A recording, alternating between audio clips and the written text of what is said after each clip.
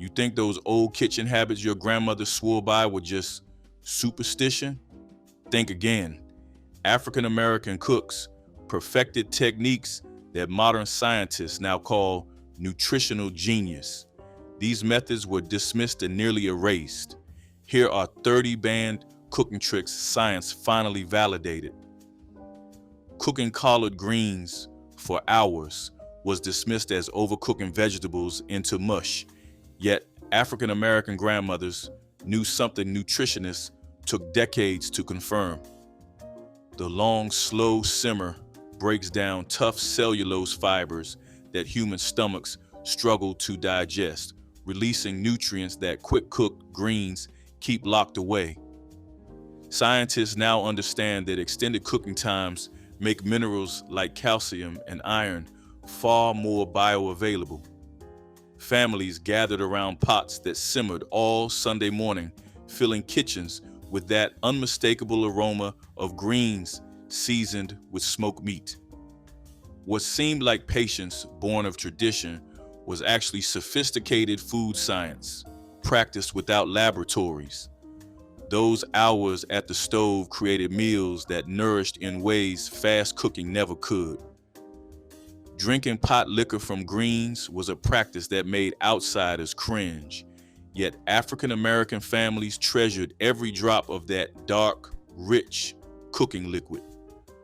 Modern nutrition research confirms what grandmothers always knew, that broth contains concentrated vitamins and minerals that leach from the greens during cooking.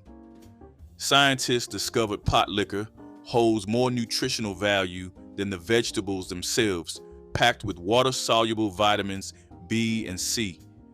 Families would sip it warm from cups or soak cornbread until it softened into a nourishing meal. During lean times, this liquid gold stretched resources while delivering essential nutrition.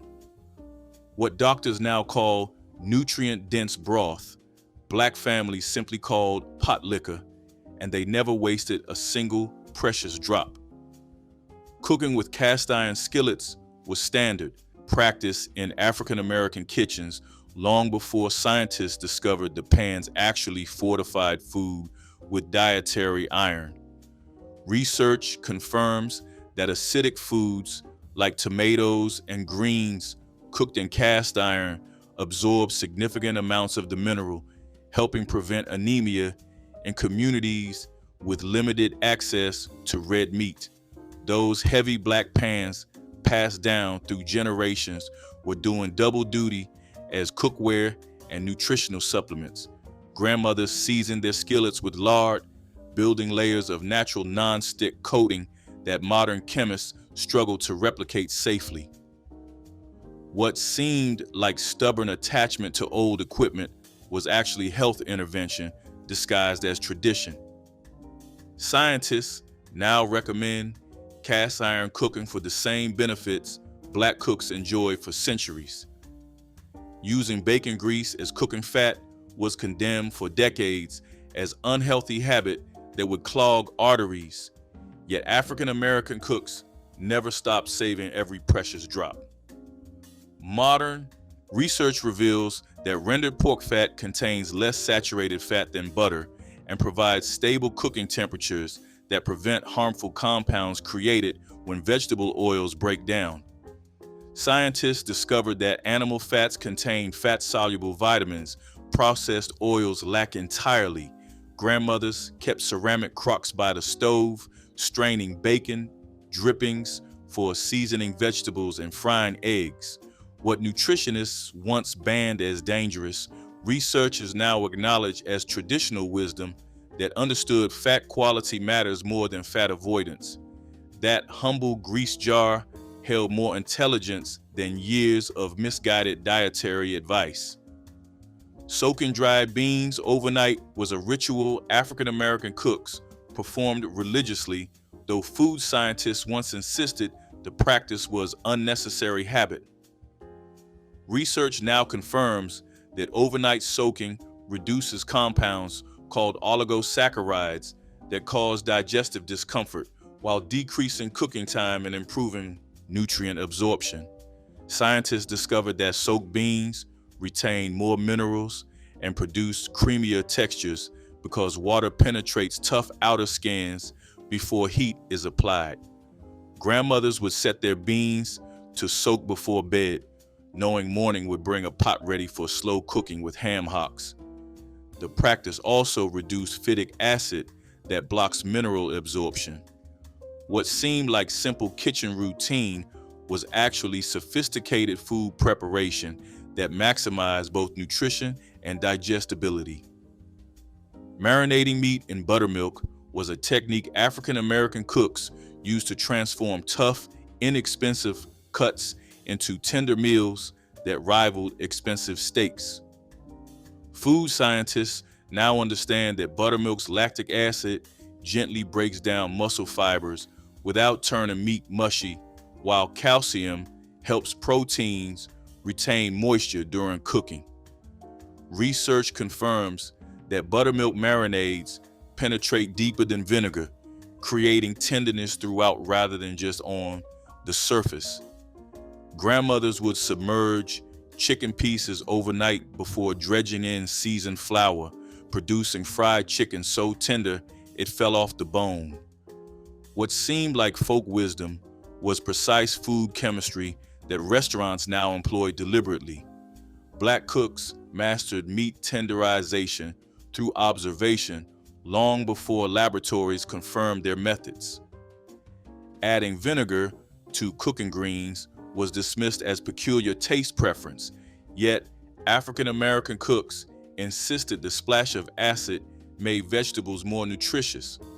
Scientists now confirm that vinegar helps preserve vitamins during cooking, prevents color loss, and increases absorption of minerals like iron and calcium from leafy vegetables.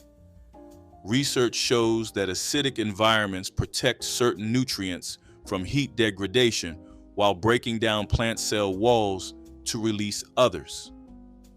Grandmothers added their splash of apple cider or white vinegar toward the end of cooking, timing perfected through generations. The tang balanced the richness of smoked meat and cut through natural bitterness. What seemed like arbitrary seasoning was actually nutritional optimization that maximized what bodies could extract from every pot.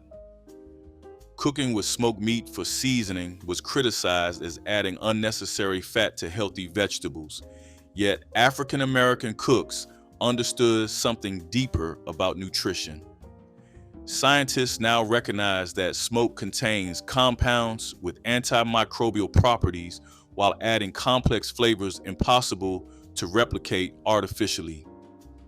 Research confirms that small amounts of smoked pork provide essential amino acids that transform plant-based meals into complete proteins. Ham hocks, bacon ends, and smoked turkey necks added collagen that promoted gut health. Grandmothers knew exactly how much meat was needed to season an entire pot of beans or greens, stretching precious protein while maximizing flavor. What dietitians once condemned, nutrition science, now acknowledges as intuitive understanding of how flavor and nutrition work together.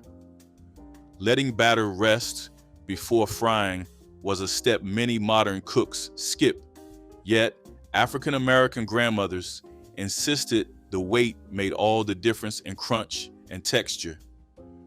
Food scientists now confirm that resting allows gluten strands to relax, starches to hydrate fully, and air bubbles to stabilize, creating lighter, crispier coatings.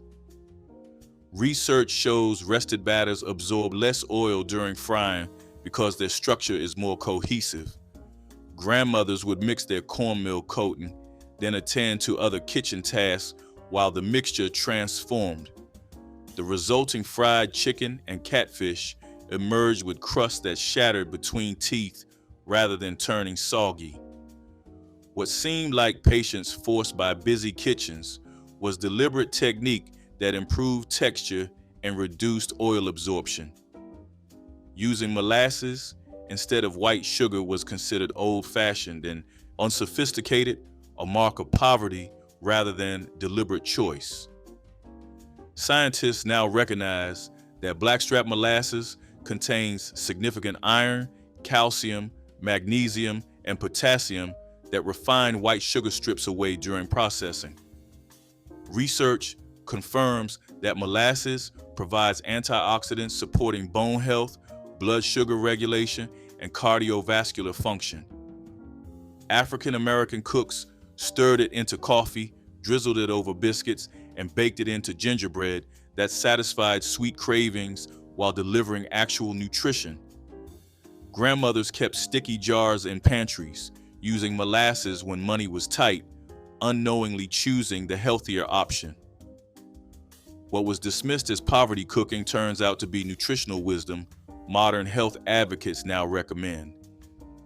Double frying for extra crispiness was considered wasteful by those who did not understand the science happening in that hot oil. African American cooks knew that frying chicken twice produced a crust that stayed crispy for hours, perfect for church picnics where food sat on tables through long afternoons. Scientists now confirm that the first fry cooks the interior and sets the coating, while the second fry at higher temperature creates a shatteringly crisp exterior with less oil absorption. The technique drives out moisture that would otherwise make coatings soggy. Grandmothers learned through trial what food engineers now study in laboratories. That extra step transformed ordinary fried chicken into legendary fried chicken. What seemed like unnecessary effort was precise technique that single frying simply cannot match. Salting meat well in advance was dismissed as practice that would dry out proteins, yet African American cooks knew their roasts turned out juicier when salted the night before. Food scientists now call this dry brining and recommend it enthusiastically. Research confirms that salt initially draws moisture to the surface, but given time, that brine reabsorbs deep into the meat, carrying flavor and breaking down tough proteins. The result is meat that stays moist during cooking while developing better browning throughout. Grandmothers would rub their Sunday roasts with salt and spices, letting them rest overnight. What modern chefs present as revolutionary technique, Black cooks practiced for generations without fancy terminology. They trusted their results over expert opinions that turned out to be wrong. Adding sugar to savory dishes was mocked as unsophisticated palate that could not appreciate real flavor. Yet, African American cooks knew a pinch of sweetness transformed their greens and tomato sauces into something extraordinary. Scientists now understand that sugar enhances perception of other flavors, reduces bitterness, and triggers pleasure centers that make food memorable. Research confirms that small amounts in savory dishes improve overall flavor balance without making food taste sweet. Grandmothers stirred a spoonful into collard greens, added it to cornbread batter, and balanced acidic tomato dishes with sweetness. The technique was subtle enough that guests never identified sugar as the secret ingredient. What seemed like strange kitchen habit was sophisticated flavor chemistry that top chefs now employ deliberately. Using every part of vegetables was seen as desperate poverty, cooking by those who discarded carrot tops, beet greens, and turnip leaves without a second thought. African American cooks knew those parts contained nutrition that grocery stores trained people to throw away. Scientists now confirm that vegetable tops often contain higher concentrations of vitamins and minerals than the roots they grow from. Beet greens provide more iron than the beets themselves. Carrot tops offer compounds that support liver function. Turnip greens deliver calcium, rivaling dairy products. Grandmothers washed and cooked these tops alongside their vegetables, stretching resources while maximizing nutrition. What seemed like making do with scraps was actually whole food eating that modern nutritionists now championed as optimal. Cooking greens in fat was condemned as adding unnecessary calories to healthy vegetables, yet African American cooks insisted their method made greens work harder. Scientists confirmed that fat-soluble vitamins A, D, E, and K cannot be absorbed without dietary fat, meaning raw or fat-free greens deliver far less nutrition than they promise. Research shows that cooking leafy vegetables in bacon drippings dramatically increases bioavailability of these essential vitamins. Grandmothers sauteed their greens in rendered fat or added them to pots already seasoned with pork. The practice also made vegetables more palatable, encouraging greater consumption. What dietitians dismissed as unhealthy indulgence was nutritional optimization, ensuring bodies extracted maximum benefit. Fat was never the enemy of greens, but their essential partner. Layering seasonings throughout cooking was considered fussy by those who simply salted food at the table, yet African American cooks built flavor in stages that created depth impossible to achieve any other way. Scientists understand that adding spices at different points creates complexity because heat transforms aromatic compounds differently depending on cooking time. Research confirms that blooming spices in hot fat releases oils that carry flavor throughout, while adding fresh herbs at the end preserves bright notes. Grandmothers seasoned meats before browning, added more spices to liquids, and finished with fresh adjustments. What seemed like excessive attention to seasoning was sophisticated technique that professional kitchens now teach as foundational skill. Black cooks understood flavor happened in layers, not all at once. Bringing meat to room temperature before cooking was dismissed as dangerous, food safety violation.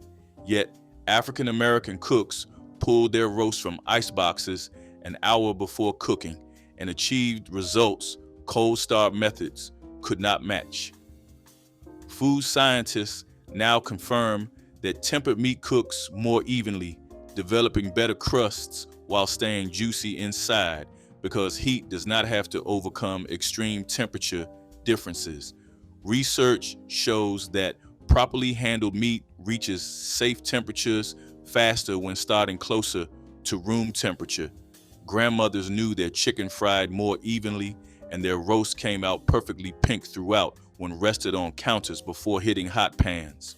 What food safety warnings tried to ban was actually technique that improved both results and safety when practiced correctly. Using cornmeal in batters and breading was seen as cheap substitute for proper wheat flour by those unfamiliar with Southern cooking. African American cooks knew that cornmeal created textures wheat flour alone could never achieve.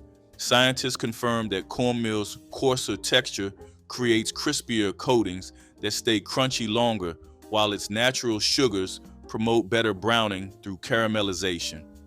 Research shows that corn's protein structure absorbs less oil than wheat-based batters, making fried foods lighter. Grandmothers dredged their catfish and okra in seasoned cornmeal, producing golden crusts that shattered satisfyingly. The technique was born from necessity, but perfected into preference. What seemed like making do with available ingredients was superior technique, delivering better results than expensive alternatives. Slow cooking over low heat was dismissed as inefficient waste of time by those who valued speed over quality, yet African American cooks knew patience transformed tough cuts into tender luxury. Scientists now confirm that collagen in connective tissue requires extended exposure to low temperatures to convert into gelatin, creating silky texture that quick cooking cannot produce. Research shows that slow braising breaks down muscle fibers gently while retaining moisture that high heat would drive out. Grandmothers set their pots on wood stoves and let oxtails and neck bones simmer for hours until meat fell from bones into rich gravy. What seemed like old-fashioned cooking was precise technique that expensive restaurants now charge premium prices to replicate. Low and slow was about knowing what good food requires. Adding baking soda to beans was considered strange practice that would turn beans to mush. Yet, African American cooks knew a pinch helped tough dried beans cook faster and more evenly. Scientists now confirm that baking soda raises the pH of cooking water, which weakens pectin in bean skins and allows faster hydration without extended soaking.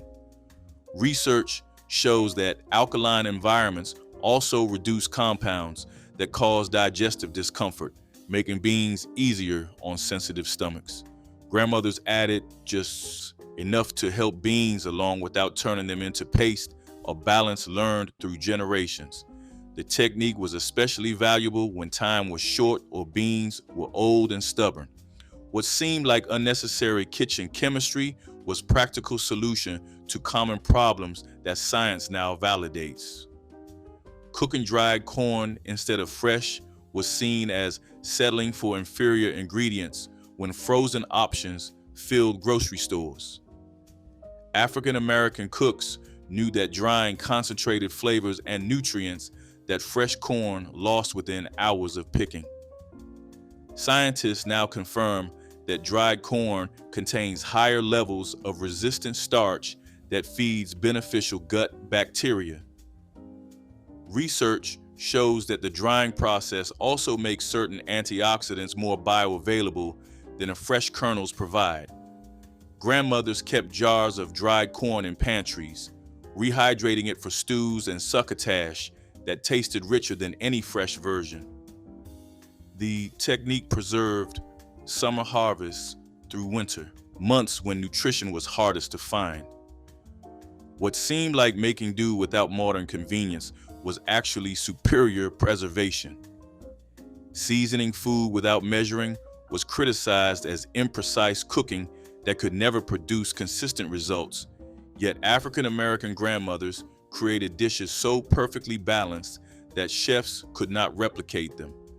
Scientists understand that experienced cooks develop sensory calibration exceeding measuring cup accuracy, adjusting for variables recipes cannot account for. Research confirms that intuitive cooking engages multiple senses simultaneously, creating flavor decisions mechanical measurement misses. Grandmothers tasted as they cooked, adding pinches and dashes until their hands knew the dish was right. The practice developed over years of daily cooking, building expertise no cookbook could teach. What seemed like careless approximation was sophisticated skill responding to each unique batch of ingredients. Time dépense, reusing. Frying oil multiple times was condemned as unhealthy practice that accumulated harmful compounds, yet African American cooks knew their oil actually improved with use. Food scientists now confirm that properly strained oil develops seasoning that enhances flavor, while the first fry removes moisture that causes degradation. Research shows that oil used 2 or 3 times produces better browning and crispier coatings than fresh oil because surface tension changes improve heat transfer. Grandmothers strained their oil through cheesecloth after each use, storing it for the next batch of fried chicken. The practice stretched expensive ingredients while improving results.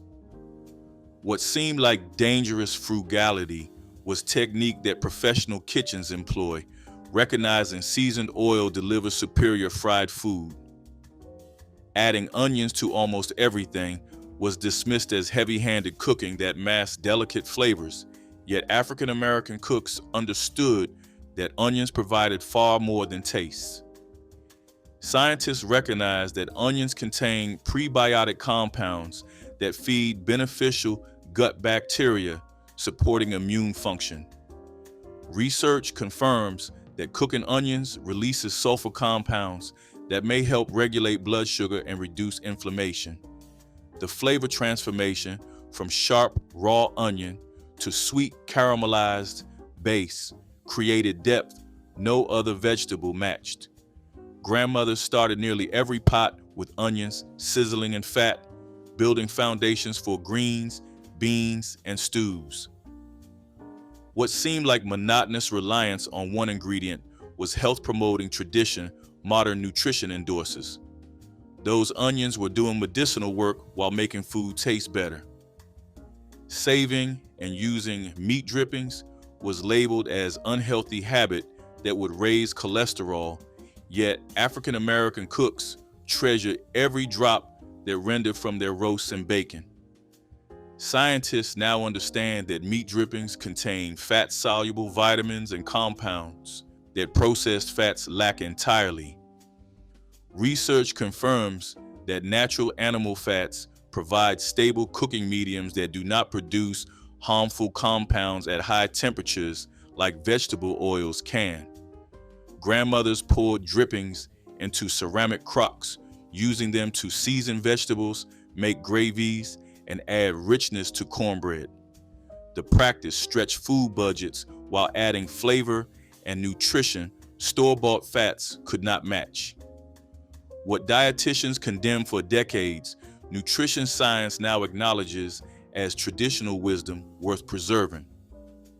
Cooking beans with aromatics from the start was questioned by purists who insisted seasonings should only be added after beans softened. African American cooks knew that onions, garlic, and herbs needed hours to infuse their flavors deep into every bean. Scientists now confirm that aromatic compounds penetrate more effectively when added to cold water and heated gradually with the beans. Research shows that certain seasonings actually help beans cook more evenly by affecting how water interacts with bean starches.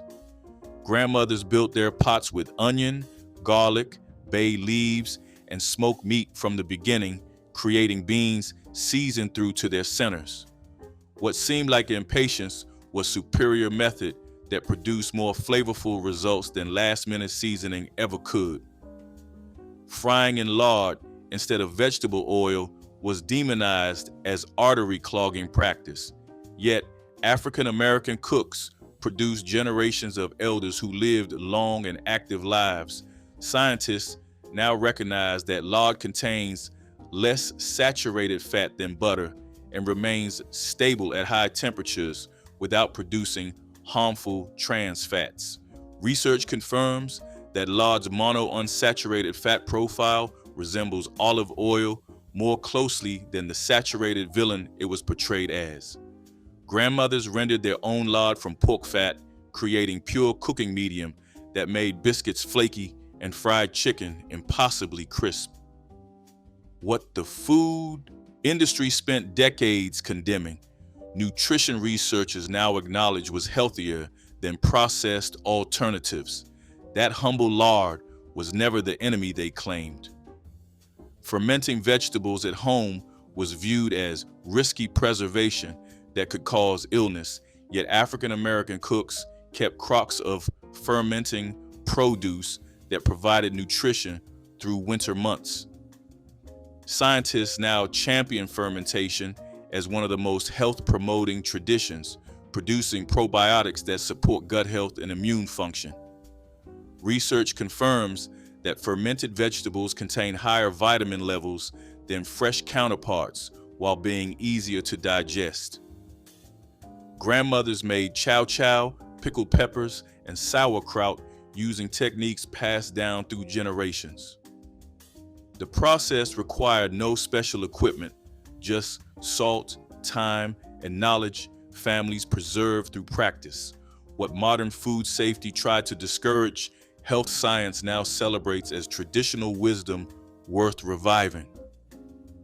Using bones to make stock was considered old-fashioned practice that wasted time when bouillon cubes offered instant convenience. African American cooks knew that bones simmered for hours, released collagen and minerals that no cube could replicate. Scientists now call this bone broth and charge premium prices for what grandmothers made from scraps. Research confirms that bone stock contains gelatin that supports gut lining, joint health, and skin elasticity. The long simmer extracts calcium and magnesium and forms the body absorbs easily. Grandmothers saved every chicken carcass and ham bone, transforming them into golden liquid that became the foundation for soups and gravies. What seemed like stubborn refusal to modernize was nutritional wisdom science needed decades to validate. Eating organ meats regularly was dismissed as poverty food that sophisticated palates had outgrown, yet African American cooks served liver, gizzards, and kidneys that delivered nutrition no muscle meat could match. Scientists now recognize organ meats as nature's multivitamins, packed with B12, iron, and vitamin A that modern diets chronically lack. Research confirms that liver provides more concentrated nutrition per ounce than any other food. Grandmothers fried chicken livers until crispy, simmered gizzards until tender, and made dishes children grew up loving. The practice ensured families received essential nutrients when resources were limited. What food culture taught people to reject, nutrition science now urges them to reconsider. Those humble organs held the building blocks of health. Pig's feet and rice delivered rich, gelatinous comfort that warmed bellies and stretched budgets further than almost any dish could. Grandmothers cleaned the feet thoroughly, scrubbing between each toe before placing them in large pots with water, onions, and bay leaves.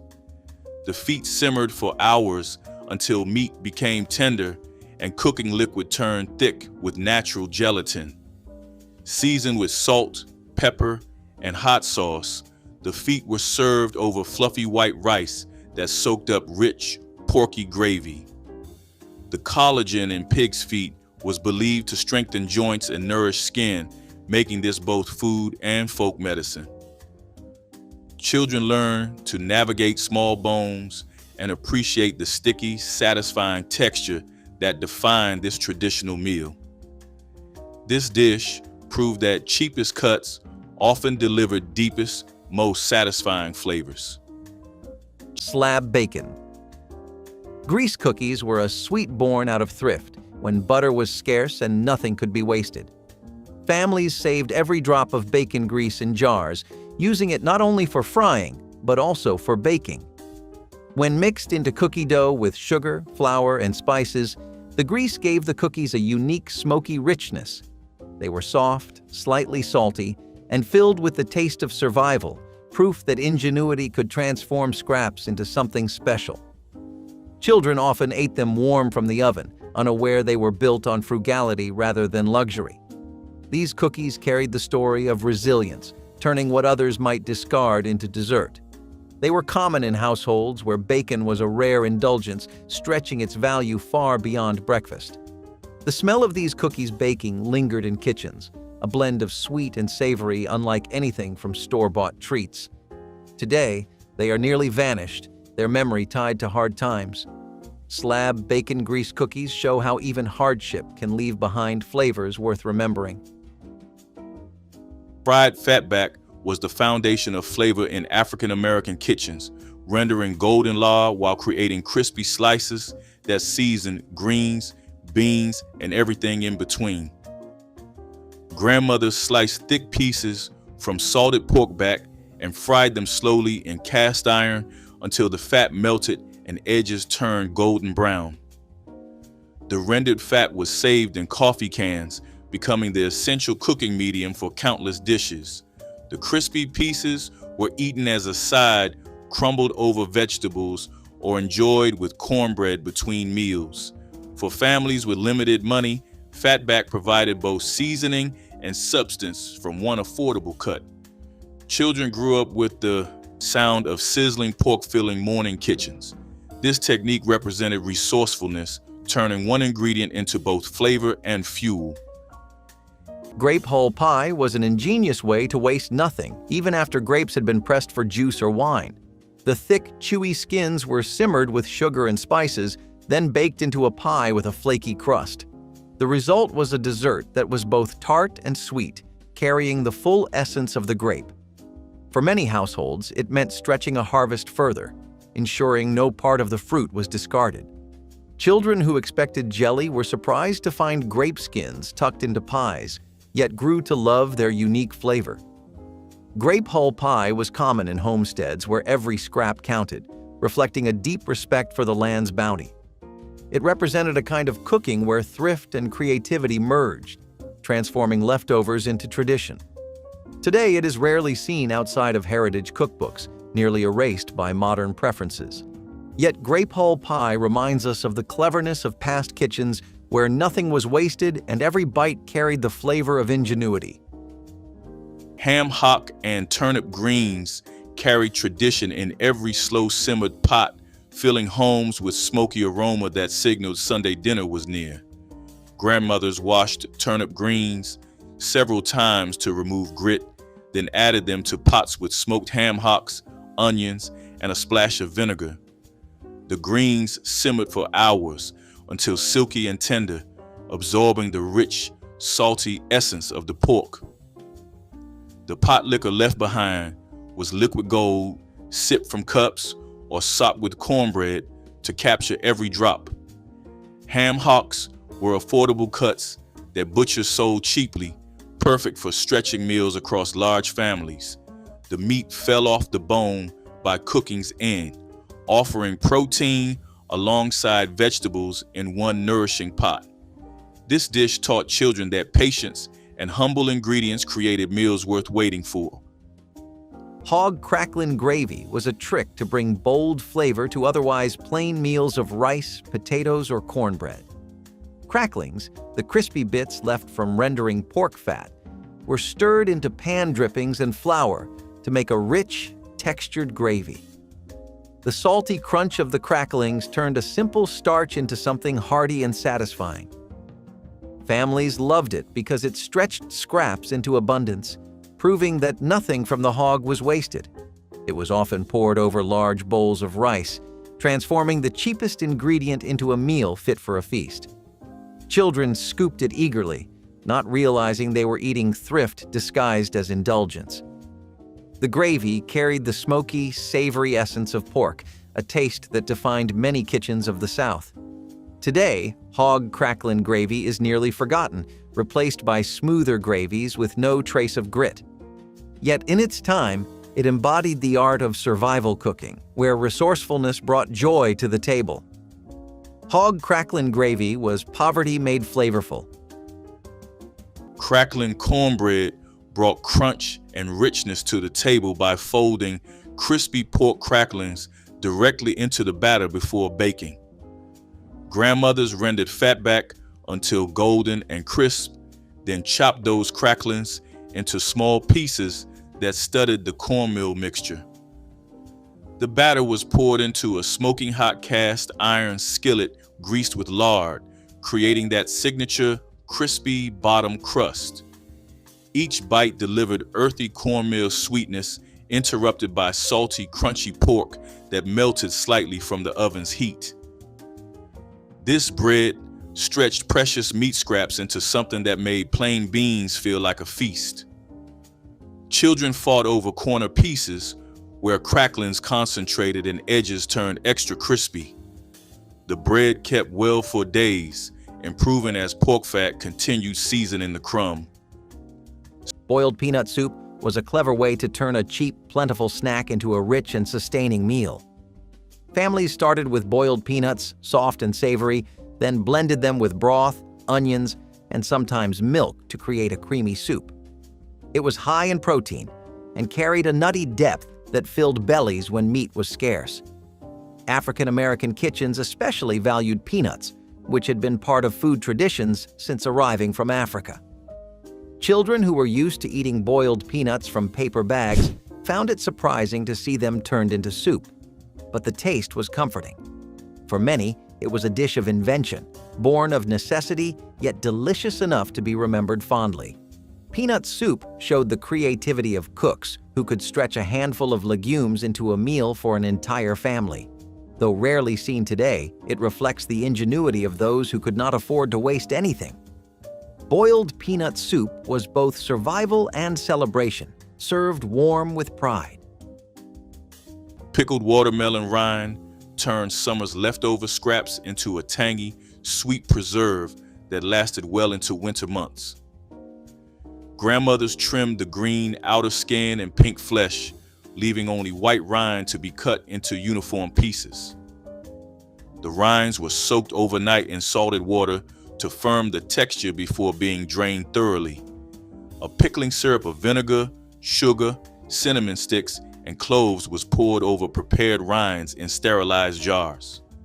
After processing, jars were stored in cool cellars where flavors developed. Over several weeks, the result was a crunchy, sweet and sour condiment served alongside meats or eaten as a snack.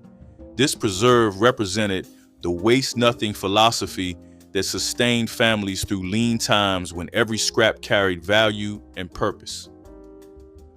Wild persimmon bread carried the sweetness of the land itself, made from fruit gathered by hand in the fall. Families waited until the persimmons were soft and ripe, their astringency gone, then mashed the pulp into batter with flour, eggs, and spices. The bread baked into loaves that were dense, fragrant, and naturally sweet.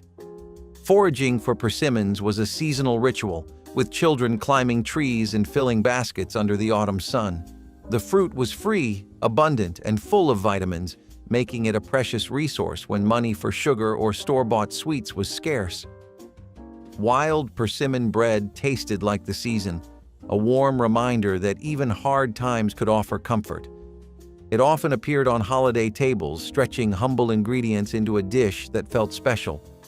Today, it is nearly forgotten, overshadowed by modern quick breads like banana bread. Yet the memory of wild persimmon bread connects us to resourcefulness, tradition, and the joy of turning foraged fruit into nourishment. Each slice told the story of making the most of what nature gave. Chitlin loaf transformed polarizing intestines into something even skeptics could appreciate, baked firm and sliceable like any meatloaf. Grandmothers cleaned chitlins meticulously, boiling them first with vinegar and spices until tender enough to grind fine. The chopped meat was mixed with breadcrumbs, eggs, onions, sage, and pepper before being packed into loaf pans and baked. The result was a savory spiced loaf that could be sliced cold for sandwiches or warmed with gravy for supper. This preparation made chitlins approachable for those who struggle with traditional texture while preserving distinctive flavor. Families served chitlin loaf at holiday gatherings, where aroma announced both tradition and celebration. The dish showed creativity of cooks who found multiple ways to honor every part of the animal. Ash-roasted sweet potatoes were one of the simplest yet most beloved tricks, cooked directly in the coals of an outdoor fire. Families placed whole sweet potatoes under hot ash, letting them roast slowly until their skins blackened and their insides caramelized. The result was tender, smoky, and sweet, needing no sugar or butter to taste indulgent. Children pulled them from the ashes with excitement, blowing off the dust to reveal steaming orange flesh. For many, they were both snack and supper, eaten hot in the yard after long days of work. The trick required no pots, pans, or seasoning, just fire and patience. Ash-roasted sweet potatoes symbolized how resourcefulness could turn the simplest crop into comfort. They were food of the land, as pure as it came, connecting families to earth and fire. Today, they are almost forgotten, replaced by oven-baked versions. Yet the memory of pulling sweetness from ashes lingers as a testament to survival and tradition, wrapped in smoky warmth. Hoghead cheese was a traditional cold cut that grandmothers prepared after hog killings, turning scraps into a sliceable, savory loaf. The hog's head was cleaned thoroughly, then simmered for hours with onions, bay leaves, and vinegar until meat fell away from bone. grandmothers picked through the cooked meat, adding sage, thyme, black pepper, and crushed red pepper for heat. The meat was packed into loaf pans and covered with reduced cooking liquid, which set into firm gelatin overnight. Sliced thin and served cold on crackers, hoghead cheese offered tangy spice flavor that store versions could never capture. Making it required patience and skill passed down through generations of women who wasted nothing. This dish connected families to traditions stretching back through slavery and survival. Which cooking trick from your grandmother's kitchen do you now see differently? Drop your memories in the comments, hit like, and subscribe for more forgotten wisdom.